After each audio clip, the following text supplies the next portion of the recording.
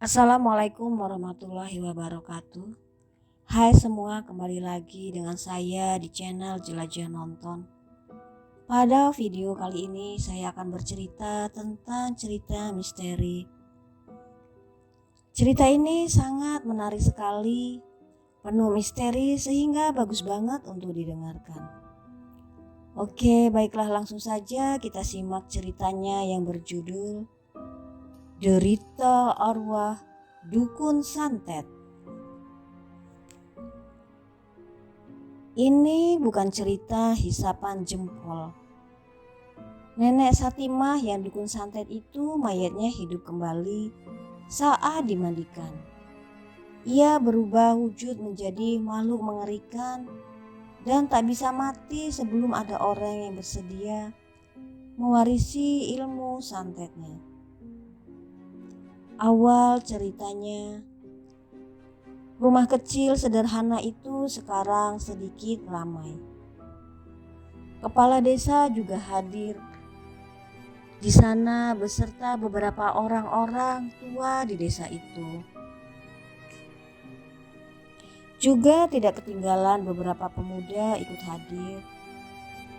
Nenek tua yang tinggal di rumah kecil itu sekarang sudah menghembuskan nafasnya yang penghabisan. Pembantunya yang juga biasa disebut nenek mengabarkan hal itu kepada kepala desa beberapa saat sebelumnya. Di samping sedikit rasa terkejut, terbersit juga rasa lega di hati kepala desa. Kepala desa memang sudah sejak semula tidak begitu suka pada kehadiran nenek itu. Begitu juga dengan seluruh penduduk desa Tanah Merah. Tak seorang pun tahu dengan pasti asal-usul si nenek bernama Satimah ini. Mereka cuma tahu berapa puluh tahun yang lalu dia datang ke desa Tanah Merah dan terus menetap. Sebenarnya yang tidak disenangi oleh kepala desa maupun para penduduk lainnya bukan kehadiran nenek Satimah sendiri, melainkan profesinya. Dia dikenal sebagai seorang dukun santet. Santet adalah jenis ilmu hitam yang kegunaannya khusus untuk menimbulkan kesengsaraan bagi orang lain sesuai dengan kehendak dan permintaan orang yang meminta bantuan pada si dukun santet. Dan di mana-mana sesuatu yang menyengsarakan orang lain tentu tidak akan disenangi. Yang senang mungkin cuma orang yang menginginkan orang lain menderita. Tetapi sekarang berakhir juga sumber ketidaksenangan para penduduk.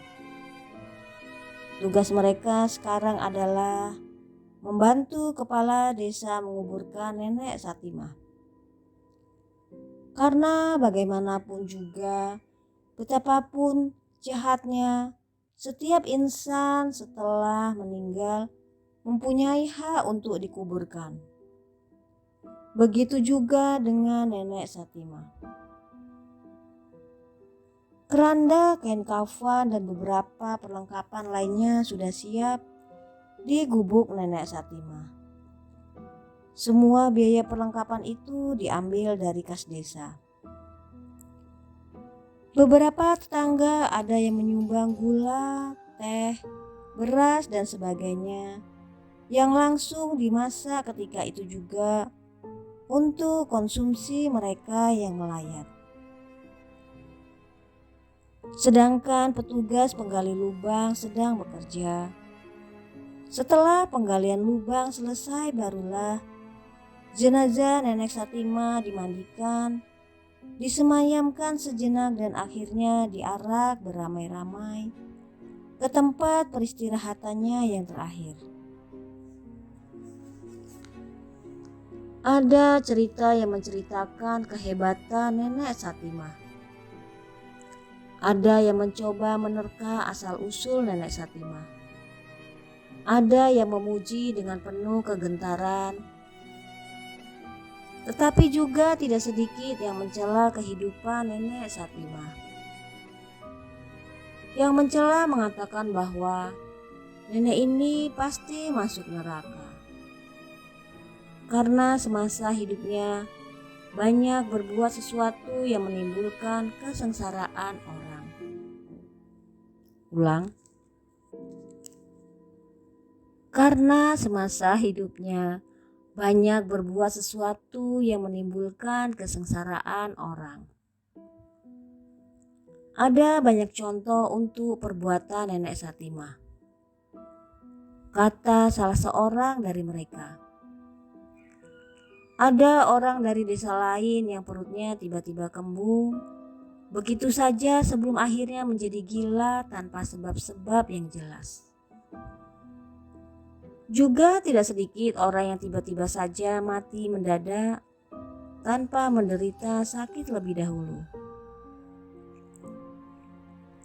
Semua para korban ini memang berasal dari desa lain. Tetapi kabar penyebabnya biasanya menuju ke desa Tanah Merah. Hanya saja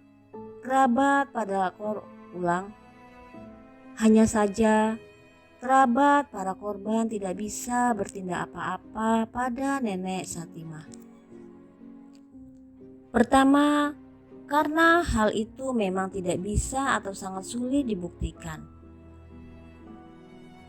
Yang kedua, karena dan mungkin ini adalah alasan yang paling tepat, mereka takut pada Nenek Satimah.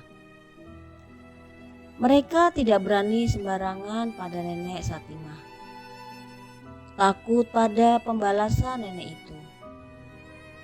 Menurut mereka lebih aman diam daripada gembar-gembor dan marah-marah tanpa hasil. Bukannya mereka berhasil membalas dendam, salah-salah mereka menyusul menjadi korban. Ada juga yang mencoba mempertanyakan di manakah gerangan Nenek Satimah menyimpan uang hasil pekerjaannya selama ini. Menurut keterangan beberapa orang, Nenek Satimah hanya mau bekerja untuk kepentingan seseorang kalau orang itu mampu membayar cukup banyak baginya. Dan hal ini kelihatan benar juga. Karena menurut pengamatan para tetangganya yang datang ke rumah Nenek Satimah, biasanya orang-orang kota yang mempunyai mobil atau kalau tidak orang-orang desa yang terkenal kaya dan mampu. Jadi, kalau yang datang itu orang-orang kaya, tentu mereka membayar cukup banyak. Padahal Nenek Satimah selama ini dikenal bukan orang yang suka berbelanja. Begitu juga perabotan rumahnya tidak ada yang mewah.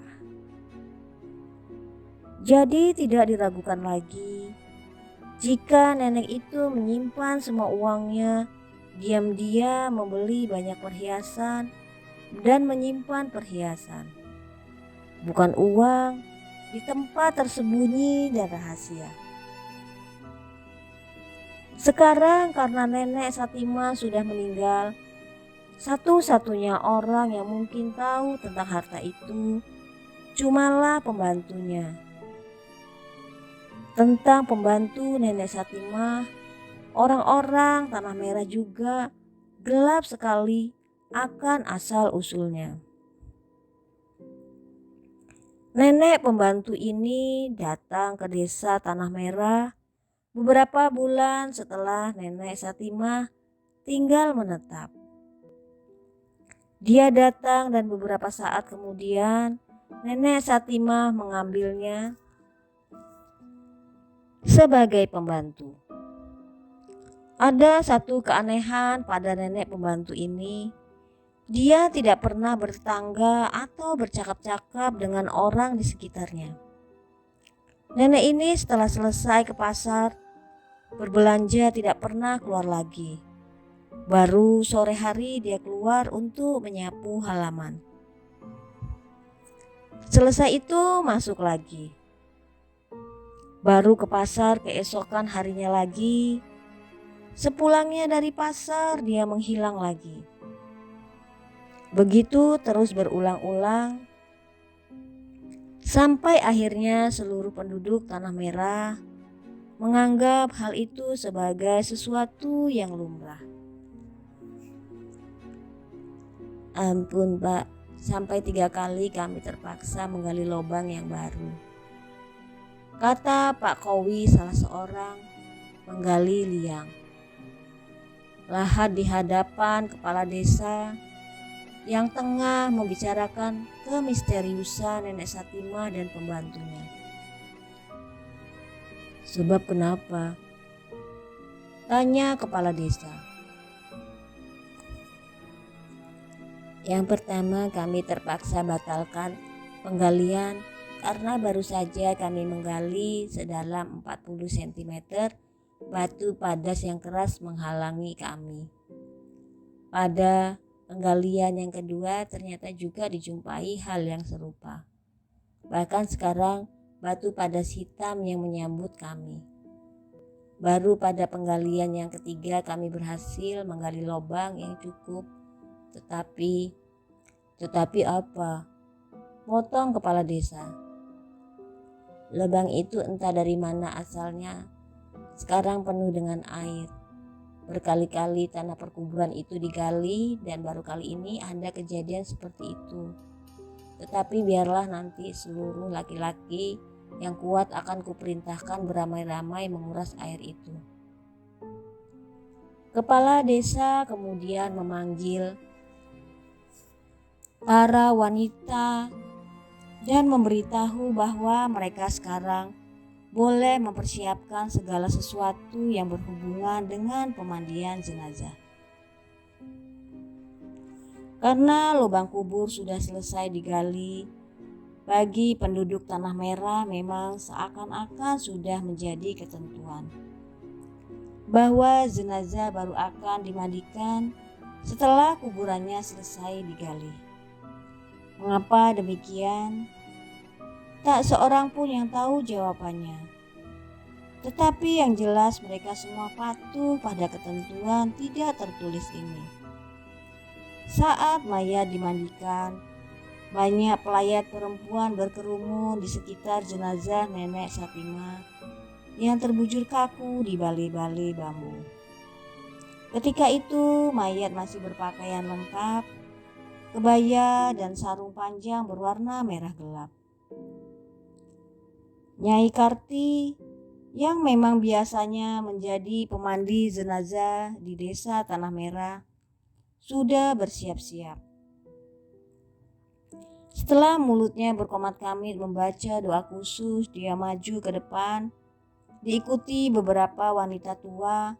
Tanpa ragu-ragu, Nyai Karti segera melaksanakan tugasnya.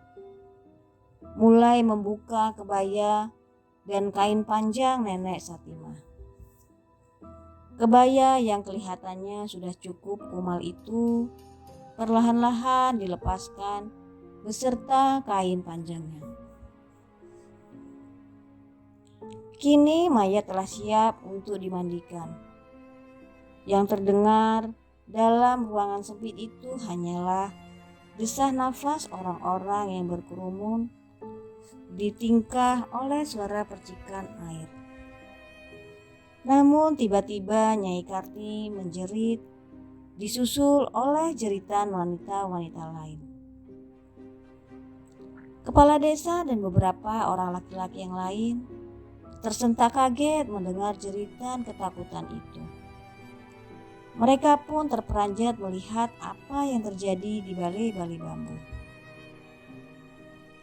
Aneh, Nenek Satimah yang tadi jelas-jelas sudah terbujur kaku dan tidak bernafas lagi, sekarang duduk sedangkan matanya melihat ke sana kemari dengan pandangan heran dan bertanya-tanya. Yang hadir di ruangan itu hanya bisa terpaku di tempat dengan mata membelalak ketakutan. Para wanita sudah tidak bisa menjerit lagi, dan sedangkan yang laki-laki, termasuk kepala desa, berdiri tak tahu apa yang harus mereka perbuat. Setelah sekian lama melirik ke sana kemari, perlahan-lahan mayat nenek Satimah menggeser kedua kakinya turun dari bali-bali.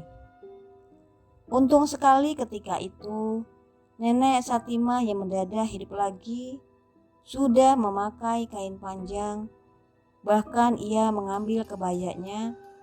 Setelah mengenakan kebaya, tanpa banyak berkata-kata lagi, nenek Satimah terus meloyor pergi ke kamarnya. Kemudian pintu dari bambu ditutupnya. Sekarang nenek Satimah berada sendirian lagi dalam kamarnya.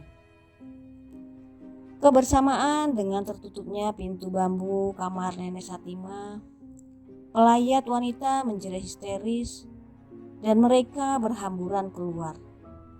Yang laki-laki pun termasuk kepala desa, setelah terlena beberapa saat akhirnya berlarian menghambur keluar. Di pintu pagar luar rombongan laki-laki berhenti setelah kepala desa mengangkat tangannya. Sedangkan pelayat-pelayat wanita meneruskan langkah 1000 mereka. Berhenti di sini, kita tidak boleh lari terus seperti anak kecil. Sekarang kita harus kembali lagi ke dalam, menemui nenek Satimah dan memeriksa keadaan sebenarnya. Untuk ini perlu 3 orang lagi.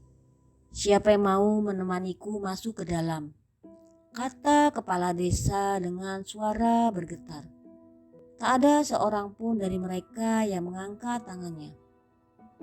Ah, masa semua laki-laki desa ini berubah menjadi perempuan? Sindir kepala desa. Baik, sekarang akan kutunjuk saja. Kalian bertiga orang pemuda ini ikut masuk bersamaku ke dalam. Orang muda tidak pantas kehilangan keberanian hanya karena persoalan ini. Ayo kita berangkat sekarang. Perintahnya. 3 orang pemuda yang dimaksud oleh kepala desa tidak bisa menolak. Mereka mengintil di belakang kepala desa. Di pintu depan kepala desa berhenti sebentar, menoleh pada 3 pemuda di belakangnya. Baru setelah itu kepala desa melangkah masuk. Di dalam kepala desa berhenti lagi di depan kamar yang tadi dimasuki nenek Satimah. Nenek Satimah, panggil kepala desa pelan. Bisakah nenek keluar sebentar? Ada sesuatu yang tidak saya tanyakan kepadamu. Tak ada jawaban dari dalam kamar. Bahkan setelah diulang beberapa kali, tetap saja tak ada jawaban. Kalau sekali lagi nenek Satimah kupanggil belum juga keluar, kami akan mendobrak pintu ini. Tetapi keadaan tetap hening seperti tadi. Kepala desa menoleh pada 3 pemuda di belakangnya. Setelah mendapat isyarat ini, mereka melangkah ke depan. Ayo sekarang kalian bersama-sama dorong pintu itu. Kalau terkunci, kalian dobrak saja sampai terbuka. Perintah kepala desa lagi. Dengan langkah ragu-ragu, mereka melangkah ke depan, mendorong pintu bambu. Dan rupanya pintu itu tidak dikunci. Ini terbukti diawali dengan bunyi menderit yang entah mengapa terasa menyeramkan seketika itu. Sekarang pintu terbuka. 4 pasang mata melihat ke dalam. Di bale-bale terlihat jelas sesosok tubuh yang jelas sekali, tubuh Nenek Satimah. Ini bisa mereka pastikan dari motif kain panjang dan kebaya yang dikenakannya. Tetapi mereka tidak bisa melihat muka Nenek Satimah karena ketika itu Nenek Satimah berbaring dengan posisi miring menghadap dinding. "Nek, bagaimana keadaan nenek sekarang?" tegur kepala desa. Keadaan tetap hening tetapi lamat-lamat seperti tercium bau dupa. Sedangkan Nenek Satimah yang sejak tadi terbaring tanpa bergerak perlahan-lahan seperti menggeliat. Kemudian tangannya seperti hendak menggapai sesuatu tetapi tidak jadi. Setelah itu dengan gerakan yang tetap lambat, Nenek Satimah berbalik menghadap ke arah 4 orang yang sedang menatapnya. Pelan-pelan tubuh itu telentang dan akhirnya menoleh ke arah pintu.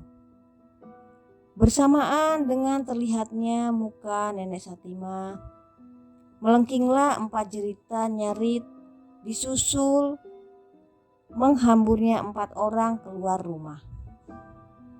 Orang yang masih berkerumun di luar tentu saja terperanjat setengah mati. Mendengar jeritan dari dalam rumah itu, rasa kaget mereka semakin menjadi-jadi melihat kepala desa menghambur keluar lewat pintu halaman. 4 orang ini ternyata masih terus berlari. Tentu saja orang-orang yang memang sudah sejak tadi menunggu di luar dengan hati berdebar-debar, ikut-ikutan berlari menyusul 4 orang yang terus berlari kencang ini. Baru di depan rumah kepala desa mereka semua berhenti. Kepala desa kelihatannya sangat kepayahan, sedangkan mulutnya terkunci rapat. "Ada apa?" tanya salah seorang pada 3 orang pemuda yang sekalipun kelihatannya sangat takut, tetapi nafasnya tidak terlalu terengah-engah. "Ampun demi Tuhan, aku sungguh minta ampun," katanya tersendat-sendat. "Kalian tahu Nenek Satimah sekarang berubah jadi apa?" "Jadi apa?" tanya orang-orang penasaran.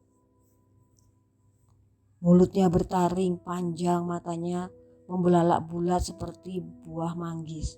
Ih, mengerikan. Sekarang biar dibayar 10 juta sekalipun, sumpah mati, aku tidak berani menginjak rumah Nenek Satimah lagi. Orang-orang yang mendengar cuma bisa ternganga heran. Untuk hari-hari selanjutnya, memang tak seorang pun yang berani menginjak rumah itu lagi. Semuanya mereka biarkan dengan harapan semoga semuanya akan hancur ditelan waktu. Sedangkan pembantu Nenek Satimah tetap hilang tak tentu rimbanya. Tak seorang pun tahu kemana perginya. Sampai sekarang pun di desa Tanah Merah masih ada sebuah rumah doyong tak terpelihara. Ini adalah rumah Nenek Satimah yang misterius itu. Tak seorang pun penduduk berani mengusiknya, karena mereka percaya bahwa Nenek Satimah akan tetap menjadi mayat hidup dan arwahnya akan tetap penasaran. Semuanya diyakini baru akan berakhir jika suatu hari kelak ada yang mau mewarisi semua ilmu-ilmu yang dimilikinya. Memang begitu aneh. Demikianlah cerita tersebut. Semoga bagi yang mendengarkan kita ambil hikmahnya dan manfaatnya yang baik-baik. Dan jangan lupa untuk Anda subscribe, like, share, dan komen supaya video channel ini cepat berkembang dengan cerita-cerita yang lebih menarik lagi. Terima kasih.